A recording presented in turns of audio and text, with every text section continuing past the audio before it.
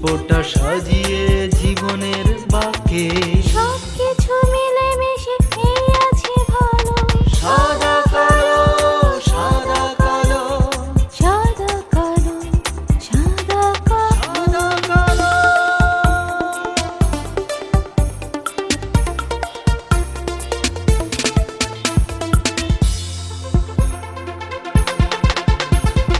চেনামু চেনামু জানা সুর জানা সুর জীবনের ছন্দে হেঁটে বহু দূর। উষ্ণ চায়ের কাপে গল্পের মালা গেঁথে জীবনটা খুঁজবে স্বপ্ন আলো।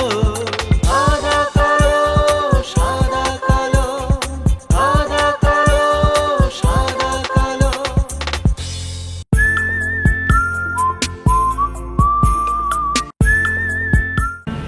সুধী দর্শক, আসসালামু আলাইকুম। আপনাদের সবাইকে স্বাগত আমাদের প্রতিভাবানদের নিয়ে নিয়মিত আর্ট শো সাদা কালোতে। আমাদের আজকের সাদা কালোতে এমনই একজন মানুষ আমাদের সঙ্গে আজ আছেন। তিনি হচ্ছেন মোহাম্মদ আশিকুর রহমান শামীম। তাকে স্বাগত আমাদের আজকের এই আয়োজনে। কেমন আছেন? সাদা কালো অনুষ্ঠানে আমাকে নিয়ে আসার জন্য। আমি চাকরি জীবনে যখন ঢাকাতে চলে আসি, কিন্তু ডায়েরিটা আমি কিন্তু নিয়ে আসি সঙ্গে সঙ্গে তো বাবার জন্য। তো বাবার ডায়েরিটা শেষ হয়ে যাওয়ার পর আমি নিজে অনেকগুলো ডায়েরি কিনছি। তো আমাদের রুমে আমি ম্যাচে থাকতাম ঢাকা থেকে চাকরি। ম্যাচ জন্য যখন ভ্যানে বলতে আমার এক বন্ধু দেখছি কোনটা আমার বাবার ডায়েরি। তো ডায়েরিটা দেখে বলছে মনে হয় এটা লাল ডায়েরি, যা বলছিল যে যত পাওয়া। তো আমরা রাত্রে গিয়ে বন্ধু বান্ধব যে রাত্রে সবাই ডায়েরি, ওখানে একটা কবিতা তো বললো আচ্ছা তো ডায়েরিতে অনেক কিছু লেখা আছে, তো আসলে এগুলো লেখাগুলো একটা আমরা বই পেয়েছি না, ডায়েরিটা আসলে যে লেখা আমার তো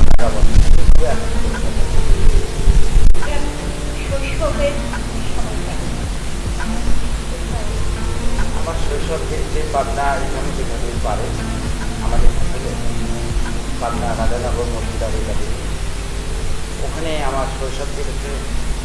শৈশবে আমরা খুব এনজয় করতাম, জন্মদিনের দিকে স্কুলে ছুটি করে লাভ দিতাম, মাছ ধরতাম, এভাবে পাবনা শহরে আমি দেখি।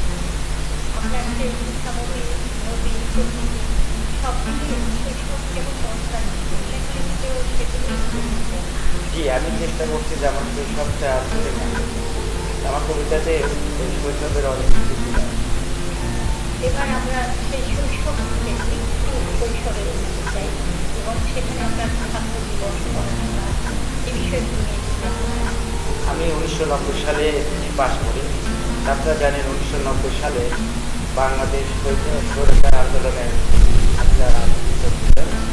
তখন আমরা সবে এসেছি পরীক্ষা দেব। আসলে ওই পরীক্ষা দেওয়ার আগেই স্বৈরাচার বিরোধী আন্দোলনে আমরা 90 বছরের যে ছাত্র ছিলাম আমরা জড়িত হয়ে যাই এবং স্বৈরাচার আন্দোলন করি।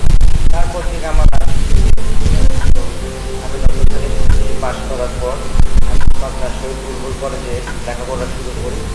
ওখানে গিয়ে দেখলাম যে আমাদের ছাত্র দলের যারা বড় ভাইরা ছিল বললো যে স্বাধীন নির্বাচন করা, দেখেন ভাই আমি তো আসলে নির্বাচন করবো না, রাজনীতি করতে পারি। যেহেতু শহীদিয়াকে ভালোভাবে বেশি ফেলছি, ছোটোবেলা থেকেই তার মৃত্যু সংবাদ আমি স্কুল থেকেই শুনতে পারি, সেদিন দিয়ে কিন্তু দল বলে এটাই না। তো বললো না তুমি দেখ, তা আমাকে সাংস্কৃতিক সম্পাদক পদে তারা কী করলো, আমি নির্বাচন করে আমি জয় হয়েছিলাম। মানে আপনি আবারও সেই সাহিত্য নিয়েই নেতৃত্বে চলে এলেন। তো পরে আমরা আরও আলোচনা দর্শক আমরা সাদা কালো আপনারা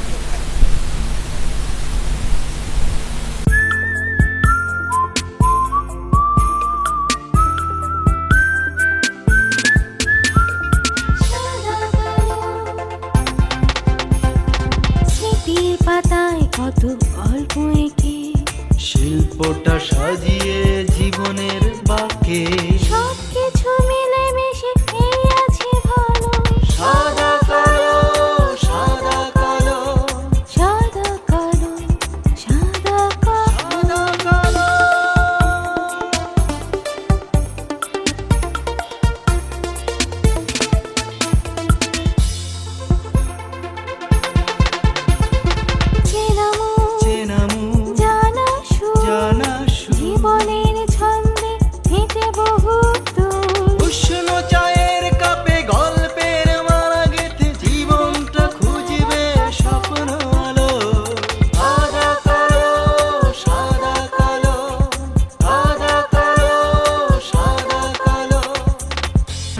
দর্শক, ছোট্ট বিরতি থেকে ফিরে এলাম আটশো সাদা কালোতে।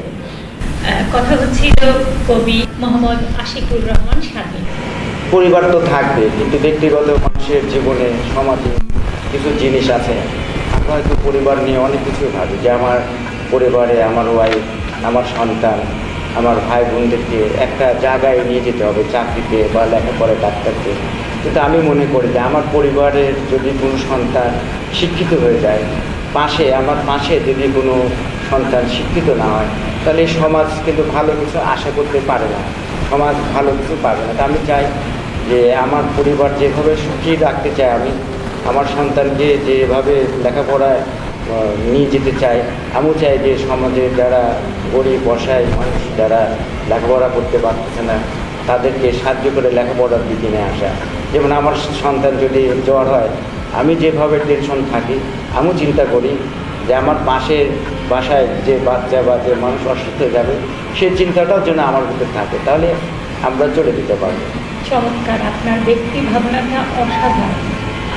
দর্শক, সাদা কালোর এই সাদা কালো মানুষগুলোই কিন্তু আমাদের সেই প্রতিভাবান মানুষ, যারা শুধু নিজের পরিবার নিয়ে ব্যতিব্যস্ত না, আমার পরিবারের পাশের মানুষটি ভালো আছে কিনা সেটি নিয়েও তারা চিন্তিত।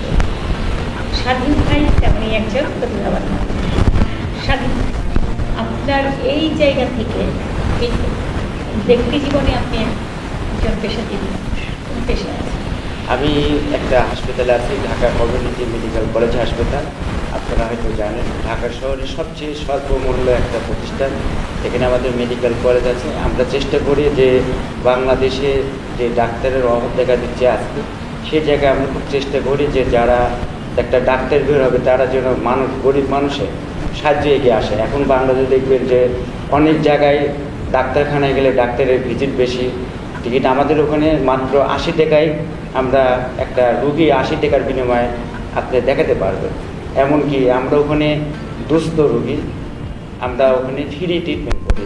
আমাদের হাসপাতালে এমন কিছু হয় না যে রুগী মারা যায়। অনেক হাসপাতালে আপনি শুনতে পান যে লাশ রেখে দিয়ে টাকা নেয়। আমরা কিন্তু এই কাজটা, আমরা যদি কোনো লাশ মারা যায়, গরিব মানুষ টাকা দিতে পারে না, আমরা কিন্তু এই কাজটা করি কমিউনিটি হাসপাতাল থেকে। শেষ কৃতজ্ঞতা। আপনার কথা যতই শুনছি ততই মুগ্ধ হচ্ছি। এবার আমরা একটু আবার লেখালেখির প্রসঙ্গে আসি। আপনি যে লেখালেখি করেন পেশার পাশাপাশি পরিবারকে সামল দেন, পরিবার আপনার লেখালেখিকে কীভাবে দেখেন? আমার আসলে বইটা বের হওয়ার পর, 2018 সালে বইটা বের হওয়ার পর, আমি সর্বপ্রথম আমার মাকে দিয়েছিলাম। বইটাকে মা খুব খুশি হয়েছিল। তা আমার মা বাবা খুব হেল্প করছে আমাকে। বাবা মার আশীর্বাদ তো ছেলে পেলের উপর সবসময়ই থাকে, সর্বদাই থাকে। নিশ্চয়ই পরিবারের ভাবি আছেন। জি জি। ভাবি কি লেখালেখি থেকে নিজের প্রতিদ্বন্দ্বী ভাবে না সহায়ক হবে? ভাবি পছন্দ করে। আর আমার 2 সন্তান, ওই আমি কিছু ফেসবুকে যখন লেখালেখি হয়, আমার 2 সন্তান প্রথমেই পড়ে আমাকে ফোন দেয় যে লেখাটা ভালো হয়েছে। সন্তানদের একটা বয়সে গিয়ে বাবা মার কিন্তু এই প্রশংসাটা করে। সামনে কি কি কার্যক্রম আছে বা কি পরিকল্পনা? আমি একটা অনলাইনতে জড়িত আছি, কিছু পাবনাতে, ঢাকাতে ভোরের আলো সাহিত্য পরিষদের একটা অনলাইন আছে। আমরা ওখানে প্রতি বছর আমরা চেষ্টা করি, ওখানে আমাদের যে সদস্যগুলো আছে তাদের মধ্যে থেকে কবিতা নিয়ে, গল্প নিয়ে আমরা একটা বই বের করি। তো এবারও আমরা একটা বই বের করবো। এবং পাবনাতে আমাদের সংগঠন আছে কিছু, আমরা ওখানে চেষ্টা করি একটা আসর, কবিতা আসর প্রতি বছরে একটা আসর করার জন্য। স্বাধীন ভাই, আমরা কিন্তু আরেকটু বিরতি নিব। শুধু দর্শক, আমরা একটি ছোট্ট বিরতিতে যাচ্ছি, ফিরে এসে আবারও কথা বলছি।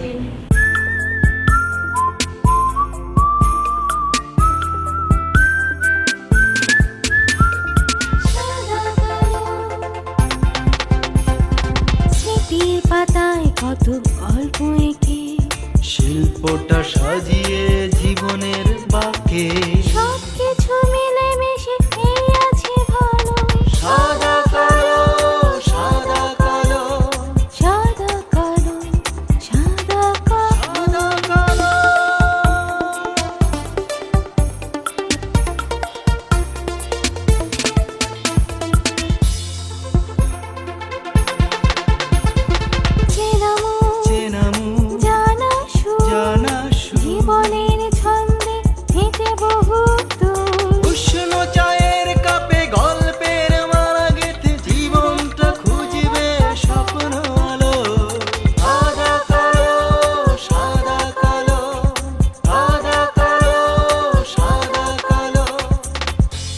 ফিরে এলাম ছোট্ট বিরতির পর। সঙ্গে যথারীতি আছেন কবি আবৃত্তি শিল্পী আশিকুর রহমান স্বাধীন। স্বাধীন ভাই, দ্রুত প্রশ্ন, দ্রুত উত্তর। কোন মজার স্মৃতি? মজার স্মৃতিটা হলো আমার নানু বাড়ি। আমার নানু বাড়ি পাবনা শহর থেকে 20 কিলো ফাঁকে ঈশ্বরদী থানাতে। তো এই শীতের ভিতরে আপনারা জানেন এক সময় স্কুল কলেজ বন্ধ দিত। তা আমরা খালাতো ভাই মামা ভাই অনেক ছিলাম। তা আমরা নানার বাড়িতে ঘোড়া গাড়িতে চড়ে যেতাম আনন্দ করতে করতে। এবং সবচেয়ে মজার ব্যাপার হলো গ্রামে তখন সন্ধ্যার পর গ্রামের মানুষগুলো ঘুমিয়ে থাকতো, কিন্তু আমরা ভাই বোন গ্রামের মানে এমন কোনো জায়গা নেই রাত্রে ঘুরতাম না। এবং রাত্রে আমরা লুডো বা মুড়ি মাখানো, নানি মুড়ি ভেজে দিত বা পিঠা বানাতো, রাত্রে চলতো। সবচেয়ে মজার ব্যাপার হলো শীতের সময় আপনারা এখন জানেন কিনা আমি খেজুর গাছের একসময় খুব খাওয়ার জন্য মানুষ প্রিয় খাবার। আমি একবার খেজুর গাছ ছোট মামাকে বললাম যে রস খাবো, রাত 2টা বাজে এরে আমার হাতে দিতে বলছি, আমি বলছি নিয়ে চড়তেছি রাত্রে মা তো খালাতো ভাই বোন সব আমার পিছিয়ে তো। আমি বলছি না আমি দেবো না, আমি দেবো না, না যে আমি খেতে পারবো মুড়ি দিয়ে। এই একটা মনে হচ্ছে আমি শৈশবের নানাবাড়ির স্মৃতি আসলেই কত পোশাক আসলে আমার পাঞ্জাবি, উনি যদি সবসময় ফতুয়া। প্রিয় ব্যক্তিত্ব? প্রিয় ব্যক্তিত্ব আমার কাছে আমার মা বাবা। প্রিয় সাহিত্যিক, যেহেতু লেখালেখি করেন? প্রিয় সাহিত্য ছোটবেলা থেকেই রবীন্দ্রসঙ্গীতের গান শুনে এবং কবিতা আবৃত্তি শুনে বড় হয়েছি। কারণ আমার ফ্যামিলিতে সবাই রবীন্দ্রসঙ্গীত গায়। আমার বাবাও গান গিয়েছেন, আমার খুব গান গেতেন এবং আমার চাচা স্বাধীনতার আগে পাকিস্তানের সময় রেডিওতে গান গেতেন। এটা রবীন্দ্রসঙ্গীতের করা আমাদের ফ্যামিলি। মানে উত্তরাধিকার সূত্রেই আপনার কাছে এই সংস্কৃতিটার শিরায় পৌঁছেছে। আপনি তো অনেকগুলো সংগঠন থেকে কিছু পুরস্কার পেয়েছেন এবং সেগুলো তো আসলে নতুন কোনো শিল্পীকে বা কবিকে দায়িত্বশীল করে।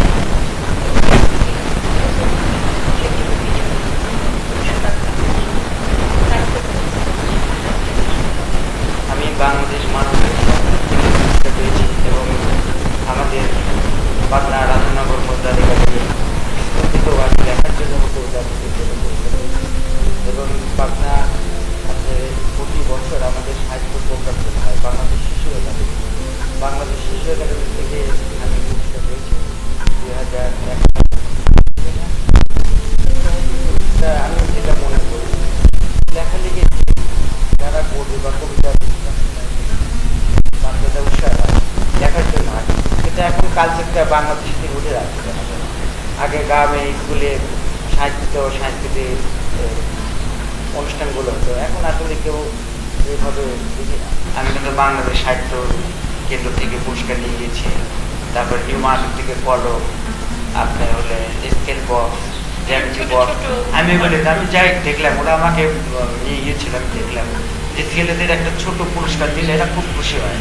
এবং আমি এক মেয়েকে বললাম অঙ্কন করতেছিল, আমি তুমি যদি গাছের উপর পাখি দিতে পারো তোমাকে দুটি আমি জ্যামিতি করবো। দেখবে ওই বাচ্চাটা সুন্দর করে ওই কলা গাছের উপর পাখি এঁকে রং করে কালার করছে, এই উৎসব দেওয়া উচিত। আমরা কিন্তু সবাই পারি, আর এই পুরস্কার দিতে বেশি খরচ হয় না, আমরা যার যার জায়গা থেকে করতে পারি।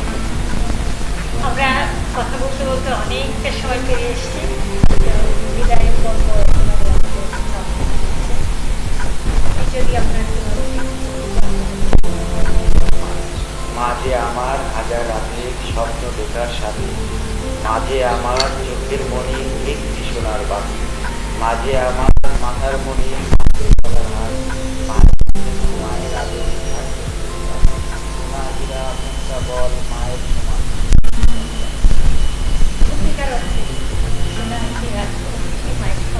এটা হয়তো মাঝে মধ্যে আমরা সন্তানরা বুঝি